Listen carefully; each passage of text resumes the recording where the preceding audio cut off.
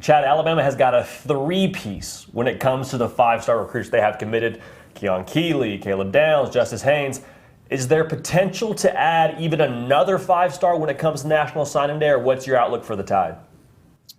Absolutely. I mean, how about another? I mean, look, this is Alabama. We kind of have to expect this. I mean, this is what they do. This is the standard that Saban has set. This is what the fans and the public expect. And obviously you start in the home state with Quay Russaw and James Smith, two teammates, and I still like where Alabama's at. For late in the process. Obviously, James Smith on his own went to Auburn without Quay on Saturday. I still like Alabama for the pair. Right now you have Desmond Ricks in play, and obviously the hot name this weekend is Kaden Proctor, the Iowa commit, the offensive tackle. I think this visit said a lot about Proctor's interest in Alabama and how open he is to leaving his home state. Obviously, he has a lot of pressure to stay home and play for Iowa, but he was at Oregon a few weeks ago, Alabama this weekend, and now here late in the process, Proctor's definitely trending pretty strong about leaving his home state.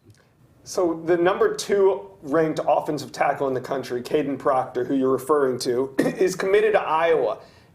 Now, we knew Oregon had been messing around with him, got him on campus, and had got some traction with him.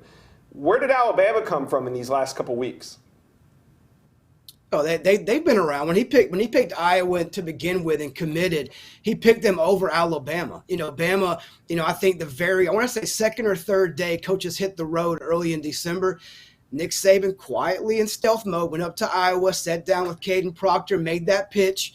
There was talk about him even being on campus for the Iron Bowl. He didn't make that in November, and Bama got the last visit. Offensive line coach Eric Wofford's been up there multiple times over the last couple of weeks as well. So Bama didn't go away. Bama's still being Bama. Bama's still recruiting hard, and Bama's definitely an option here late for Kaden Proctor.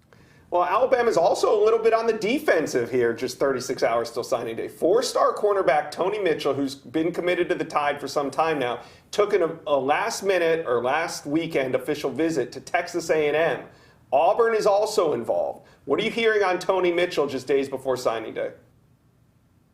Yeah, Mitchell's been pretty transparent about Texas A&M, being a factor. At one time before he committed to Bama, back in the summer, A&M was viewed as probably the front runner. If he did commit to Bama, maybe their biggest competition. He had a great visit over the weekend. He's been there to College Station around half a dozen times, spent time with Jimbo Fisher, his position coach, TJ Rushing, if he went there. Those guys have a great connection, but I do think Auburn is the one to watch. A&M will definitely be a factor. They want to be a factor, but I think Auburn is the biggest competitor to Alabama late.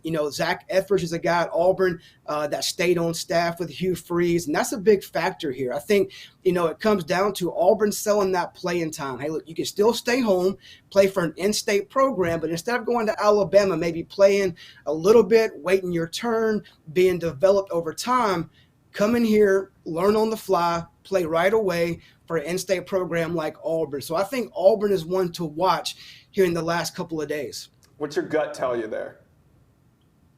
It's always going to be hard to flip a kid from Alabama. Alabama's still Alabama. They're going to recruit Mitchell like they have from the get-go. So I lean towards him staying with Alabama. But listen, I've said for a couple of weeks now, Auburn is a threat to the Crimson Tide for Tony Mitchell. Thank you for watching. Make sure you smash that subscribe button for me. And remember to check out all the videos on the On3 YouTube page.